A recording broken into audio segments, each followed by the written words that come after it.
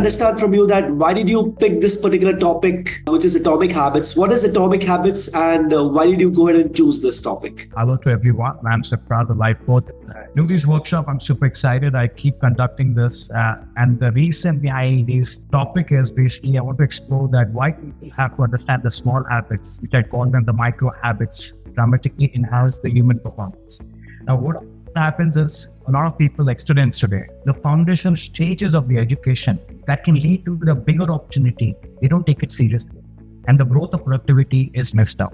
So that is why when you're not very clear about what small things can bring to your life, you become very unclear about the effectiveness and the multiplication of the overwhelmed stagnation what you're living in today. So that focus is something which needs to be taken to the small habits, and the bigger stages of your life will be created. So you have to become a slow mover, a small person to implement and get to the bigger stages in life. So that's one of the reason I took this topic and I want to dive into it, so that ultimately you can transform the daily routines and boost up performance. So that's the content and the idea. So when people look into the barrel of failure, so what I was trying to make you understand is we don't basically see how to get out of it. Because what happens is many people, when they are failing, when the water is getting above your nose, you try to survive, you try to put yourself up, and you try to get some more oxygen. And that will happen because you're trying to prove yourself to your family, to your friends, or to any person of your life. But there is something what you need to understand today in life.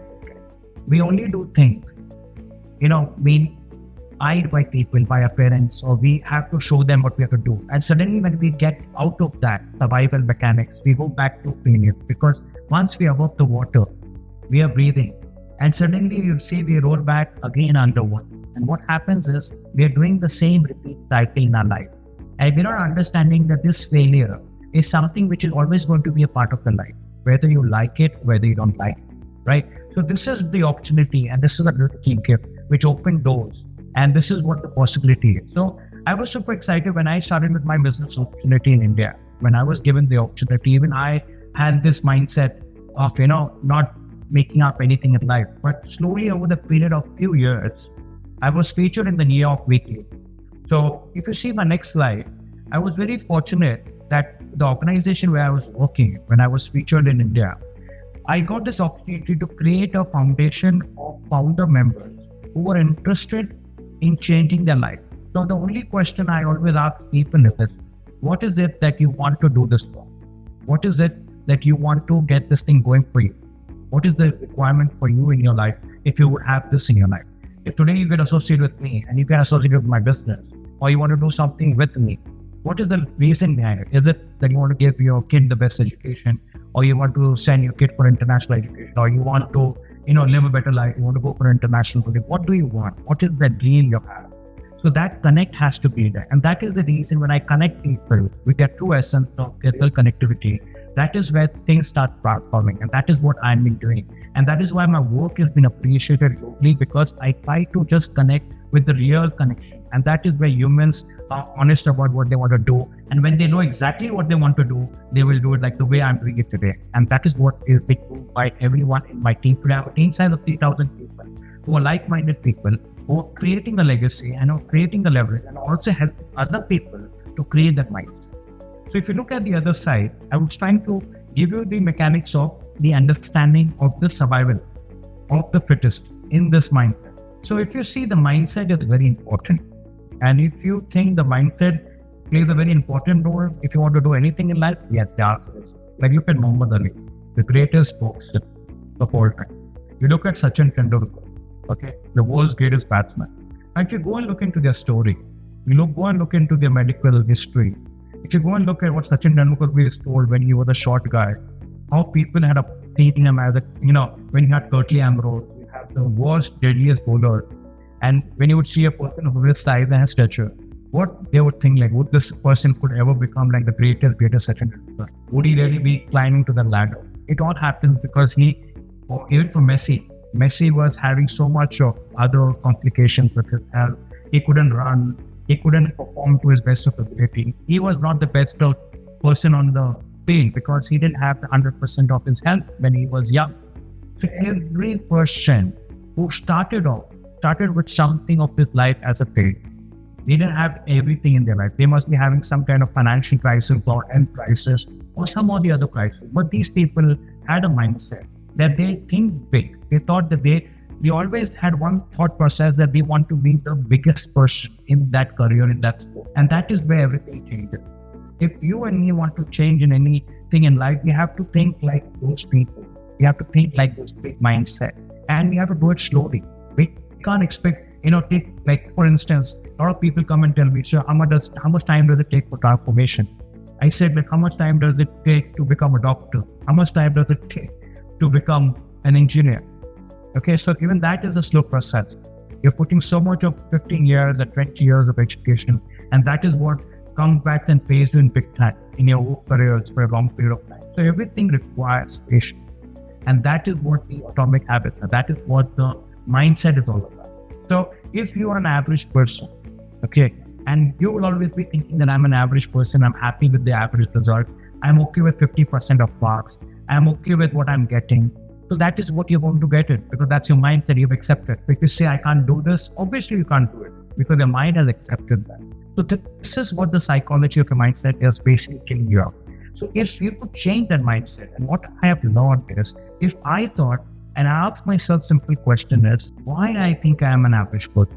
Why can't I change the mindset of this, mindset?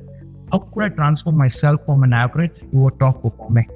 And the only what I saw was that small habit of going consistently over a period of time and doing the things, repeating the same thing over and over again, will get me to the results, what I want to do, and make it big in my life. For instance, if I want to go to the gym, I can't get my physique in the day 1. You want to get the physique in the day 2, you want to get the physique in the day 3. You will never get a physique in the day 10. You will take at least 6 months, 1 year, 2 years, 3 years, and over a period of time, the compounding benefit will always show you the great result. That's why you see such a curve. That's why we see the greatest Muhammad Ali. The interruption. So the level 1 ability to fail. Now, a lot of people think that if we fail, we will not be successful. Now, this is something which is a wrong mindset. And if you really think that failure is not going to be a part of your life, then you are basically doing the wrong thing. Because to try to prove yourself that you're not going to fail, and you're trying to avoid failure in your life, and you're trying to be that perfect person, that is the level 1 of the biggest mistakes. A lot of young and a lot of the people over a period of whatever ages today they are in, they have this mindset, and that is one of the biggest problem, and that is something which is killing them big time. The level 2 is the willingness to fail. Now, this is something where a lot of 20% of the population globally understand that if I am going to learn something, I am always going to have a certain failure. For instance, if I start learning a cycle, I will fall, and that's absolutely fine. There is no reason to, think bad about it, that the first of the start of your willingness to learn something new, you had a fall of it, and it's okay, you get up, you do that again, and now you get it better. So that willingness of the 20% of the mindset of people who are ready to accept that challenge are the people who see a transformation, and they basically grow from there. Same thing as the level 3, the willingness, the weightness of your failing. Now, in this is again a very important structure of the level 3. Now, what we are doing is, every time that failure is coming, you're basically understanding that the failure is a concept where everybody has to accept in life. Now, this failure is something which is already preparing you. That is already that if I go and meet 10 people, if I'm doing a job of sales, and I know that out of those 10 people, I'm not going to get sales out of 10 out of 10. And if you're expecting that you're going to get sales out of 10 out of 10 people, I think that is the biggest blunder you and me will be doing. And then when you have the weightingness of that, okay, I keep the ratio, there is a law of average, 7 to 30%. I meet in 10 people, I may close 3 people. Out of the 3 people, I may have 1% of a sale happening. And out of that 1%, it will materialize to another more connectivity. But that's okay, because you did 9 people no, and you had a 1% of a sale. That is a win situation. And out of the 9 failures, you had a 1% of growth, which is the actual acceptance of the level 3 people. And level 4 are the peer, falling bigger, and you're basically growing faster. So if you double the rate of failure, if you go with an average out that if I'm calling 100 people a day, And you're basically going now, what you're doing is you're failing bigger. You're trying the big game of bigger numbers. You're trying the bigger structure right now. So if you want to compile the results faster, you want to go fast on it, you'll have to basically increase the number game now. From 10, you have to switch to 100. Why you're switching to 100 is because you want to close 3%, that's 30 people. From the 30%, you go to 10%. So the 10%, which you're averaging it out every day, is something which is getting you to how many people? 300 people. So the 300 people who you're closing in today, the growth is going to be great, because you're taking a failure of how much? You're taking a failure of 700 people a month. And that's a bigger portion of failure which outgrows your success rate. So this is what we do, and this is what I believe, and this is what the law of averages. So the failure is the real mechanics of how life takes you in. So what we need to do is failing the 5 and expansionally is what you need to understand. So the next slide, what we're talking about is something which is going to give you more understanding of what I'm trying to explain through this workshop. So now if you see, the only person you are destined to become is the person you decide to be. Okay, so today, if you want to become an engineer, you have decided to become an engineer, right? If you decide tomorrow to be a sportsman, you're the person. Now, what are you going to do to become a sports person? From the day one, you're going to practice. You're going to basically understand the sport. Okay, you're going to basically learn the culture of the sport.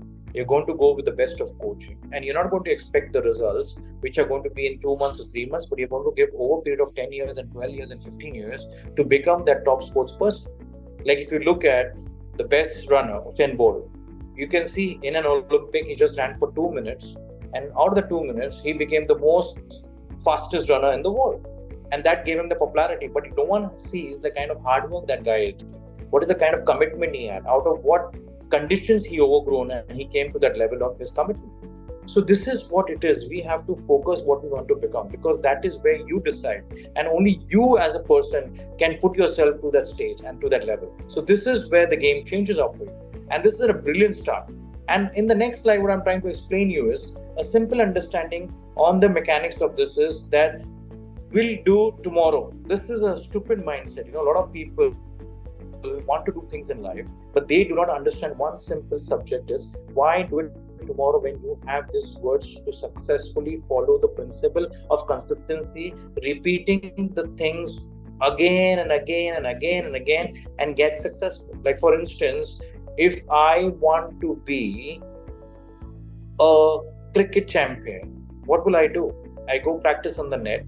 If I want to be the best batsman, I'm going to take in the best of bowlers and try to be the best of, kind of defense, improve my square cut, improve everything area of my connects. So what happens is you can't do that for tomorrow. You can't say that, if I want to become a cricketer, I will not do it for the next 5 years, but I will do when I finish my 10th. I will do it when I want to do my 12th. I will do it after I finish my graduation. It doesn't work like that way. If this was the case, then every person who you see today who's successful would have never been successful, because they would have delayed their own success. And when they would really want to do what they really wanted to do, they would be at the age of 40, 50, 60, 70. And what does it make sense? It doesn't make sense because you don't have the energy, you don't have the age, you don't have the talent. At that time, that talent is not going to be counted because you already passed that competition of the competitive market. So this is it. You're wasting too much of your time thinking about procrastinating and pushing in things for longer period of time, and then you want to perform over it. So moving to the next slide, what you need to see is if you focus on competition, because a lot of people want to compete today. Oh, he got 98%. Oh, he's got 100%. Oh, he's got 70%. Oh, he's got 85%. You're missing the opportunity. You're missing what you have in front of you. You're missing exactly why are you in the first place for that education or for that kind of a syllabus or for that kind of an institution, what you're trying to do and what everybody's trying to educate you. Because you're trying to compete with people and you're not trying to improve yourself. So that opportunity, what you have got to get yourself better in life, to improvise yourself by skilling yourself, you have wasted that. And that is where a lot of people get killed, because they get into the competitive mindset. And that is one of the biggest reason you're seeing more failures of no success rate ratio going up, because out of jealousy, out of that loss of your own personal importance, you give your importance to other people, and when you give it to other people, you lose your own personal stuff. And that is what I did mistakes, what I did repeatedly, and what I have seen. So now what I do is I never focus on what competitive people are doing. I'm just focusing on myself. And I just see that this is an opportunity. I have this much of time and I should make full use of it. The only person, as we said, so the first ingredient to change anything in your life, to be a destined person or to be a competitive person, your philosophy is very important. How you basically see yourself, how do you basically culture and nurture yourself. Now, this is something which a lot of people and a lot of companies today in many areas are trying to create that kind of legacy. Because if your life philosophy is about, the failure is an option and you want to better that failure by increasing the taste of success, is how you do it's very simple as your philosophy. Why are you doing something? Like, for instance, if I am into sales, if I am doing this business, if I am having this health and nutrition program, which is having a very clear philosophy to me that this is helping a lot of people with their personal health. And by doing this, I'm actually creating a very good society of like-minded people. And this philosophy, if I keep upgrading it and if I keep making people understand why today we are losing our health is because of the bad habits, of the bad practices of our nutrition, of our health, of our lifestyle, of our health. We switch to, like, today we want to smoke. We just think smoking is cool. We just think like smoking makes a lot of sense. But then we don't see how our lungs have been damaged. We don't see the simple chips what we're eating every day, the Maggi what we're eating, which is rotten noodles for over a period of time, how it is spoiling and it's how destructive to your microbiomes, for your gut health over a period of time, how damaging it is. We're not realizing it. And these are also those habits. What we're doing is we're not understanding that these habits are destructive. These habits are not leading to great success. So what we educate in our health and wellness program is we try to show people why they have to start taking care of their health and why they have to stop too much on medicines and how they can improvise with quality nutrition. And what they're doing is they start with a small practice by getting up in the morning, drinking 1 liter of water every day, try to detox their body by getting the right amount of hydration for their body when the first day they start. So when they do this over a period of time, they try to improvise with the hydration property. Then what we try to do is the next time we try to educate them, how can you improve your sleep? Because a lot of people today have sleep disorders. They don't sleep well. They don't sleep people are sleeping for 5 hours. Some people are sleeping for 6 hours. They don't get the ample amount of 8 hours sleep. And what happens? They're not sleeping well. You're basically not focused. You don't have the clarity. These are simple, small practices. They are simple, small habits, which I think a lot of people don't practice, and then over a period of time, they lose it. So this is it. What we're doing is we're building a culture. So the philosophy of life is very simple. Why are you doing it? You're trying to help people. You're improving things. You're encouraging people. When they see the results, they themselves will start practicing it. And that is how the foundation of compounding benefits will keep increasing. So this is a part of the educational institution, what we try to do with it. So as I was talking to you is the compounding effect. Now, the compounding effect, I want to share you a story, a very simple story, which I really give in all my life coaching sessions. Is there was this father, he had 2 sons, and he had huge amount of wealth. He wanted to give a very simple takeover of his financial, family, affairs to one successful son, and he wanted to test both of them. So on his deathbed, he called both of them, and he gave them an offer. So his offer, when he was starting off, it was totally based on wisdom. And he gave one offer was that you take in $10 million. Okay, that's an immediate check, and you can start whatever you want to do in your life. Or the second thing was that you can take from my butler $1, and every day he'll be doubling it up for the next 30 days, and you can switch to the next offer. So what you want to decide, he told his kids, that you all take 24 hours, come to me the next day, and decide what you want to do with it, and let me know with your decision. So he gave them 24 hours. They went back, they went and relaxed, and they were thinking, what was it like? What should I do? So one son just went, he slept, and he didn't even care what he had to do with it. And the second guy was just thinking about whole night, what was it? Why is my father trying to give me this kind of thing? And he told that's based on wisdom. So he kept thinking, and he tried to hit his head. He was trying to figure out why it was, but he somehow didn't get the answers to it. The next day when he went to his father, the other brother took away the $10 million, and he said, I will get started with this. I think this is great to get started. But the other son was like, it was something to do with wisdom. So his father was quite an intellectual person. So he always had that there was something behind this wisdom. So he decided to go with the option 2, by the $1 double it up the next 30 days. So when this other brother of his who took the $10 million, he started a company, he took over the hotels, he recruited the best of the people in his organization, and he started really minting up in the 5 days, 6 days. His money was really growing and was making a lot of sense for him. But the other brother, he was only having like $2 in the second day, $4 on the fourth day, and his process was pretty slow. His process was not getting to the level where he wanted to be. And he was just feeling that, I took the wrong decision, for instance. And he was not very happy that what was happening with his current situation. And when he was looking at his brother, he was finding him that he was doing very good. And on the 20th day, his brother, who took the $10 million, started seeing a downfall. He started seeing that his decisions, where he had appointed the best of people in his business, were not taking the right calls. He rushed everything in a hurry. He did so many unpractical things which were not moving in the right direction, that completely was destroying him rather than improving him.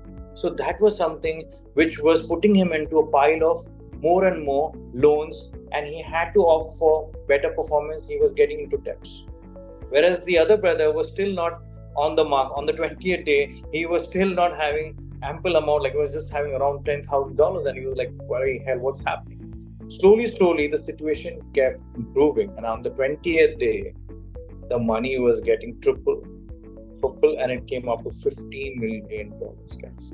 By doubling the money every day, and he waited for 30 days, he had 5 times growth, more than his brother, by just waiting with the patience. And his brother, on the other hand, had got into debt because he took the money, he didn't know, he had the lottery mindset, and he destroyed himself, because when you don't know what to do with the money, when you immediately get it, you completely destroy. So that was his father's wisdom. He wanted to give the company's legacy to one who had the wisdom to take it forward, and who had the patience, and who had the better understanding. So guys, this is how it is. This is what small habits are. This is what it looks challenging. It will not show you great improvement immediately. It will not show you that great of results immediately. It will completely change your life over a period of time.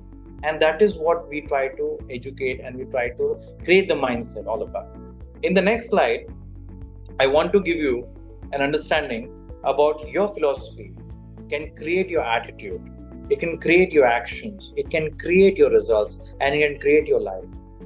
So for instance, sometimes we just want to jump in. We just want to feel overwhelmed, and we just want to take in the best of things what are put in front of us. For instance, I just want to connect. There's these 2 frogs, the 2 brothers. Again, they were walking down the field. They came across a dairy, and they saw this pile of cream, and they jumped into the gallon, and they were enjoying the best of cream, and they were enjoying the taste. Was something they had never experienced, and they were completely full. And after they were full and they enjoyed all the fun, they wanted to get out of the gallon now. Now, they didn't find a hard way how to get out of it, because how do they push themselves up? Now they were stuck. They went for the temporary life. They went in for the temporary, easy walk-ins, smoking, drinking, clubbing, going for music, enjoying life, taking drugs, all the nonsense things. And they found this was life, this was world, and this was the ultimate gift they were actually wanting to do with it. But they didn't realize that now they got stuck. They don't know that this has completely taken them and soaked them into something which they don't have an opportunity to get out of it. Now, these 2 brothers kept trying. They tried whatever possible for the next 1 hour to get out of it, but they found that there was something which was not happening. And then one of the brothers decided that this is something which is not going to work, and he gave up and he drowned himself. No matter, his brother kept screaming, "Hey guys, don't give up, just stay on, bro, just stay on. We'll get out of it." But he said, "No, we have this fortune where we decided to do this, and this is what our faith is, and I am giving up, and I don't want to, try anymore because my legs have the fatigue, and I want to give up." And he just gave up, and he completely got drowned, and he could not make it up. But the other brother kept trying hard, kept all his movements, tried till the next 3 hours. After 3 hours, he started feeling the fatigue. He also started feeling that there was nothing. There was nothing going to improve from here. There was nothing what could change from him. And he was completely disheartened, and he thought that this is the end, and his fortune also was here to get over. But somehow, when he put his foot down, found that there was a grip and he could easily took the power of the grip. He somehow reached over there and he hopped and he got successfully and he got out. So through the struggle, he understood that this was the idea of life is, you never give up. You just keep pushing yourself no matter what you're facing in life. There is always going to be a way. There's always going to be an opportunity which is going to show when you are going to be the hardest and the strongest character in the room. So this is what this wisdom is all about. And this is what I do with a lot of my successful entrepreneur people. This is what I try to educate and train them. This is what I believe in, and this is what I want people to believe in, and that is what is transforming things for them. So this is what I like to share with the philosophy of it. And so I guess it's completely based on the choice. So we all have our choice. Either we can be really taking advantage and living the best of our life, or we can just keep ourselves busy and keep dying. And I think it's your choice. I think each and every one is matured. Everyone today exactly knows much more than the other generations who have lived and come to an age of 25, 23, 24. Today, the 21 years old person, a kid, a real youth knows exactly what he has to do, because his maturity is far beyond than what we were 10 years, 15 years, 20 years. So guys, this is it. This is what I wanted to share. This was a little in a nutshell. The quality of a leader is reflected in the standard that they set for themselves. If you guys are the futuristic leaders, if you guys are looking to be the top notch in the industry or the area of expertise where you are basically involved in, this is a real quote which I normally refer to my mindset, and I always see this every morning, because the quality of a leader is reflected in the standards they set for themselves.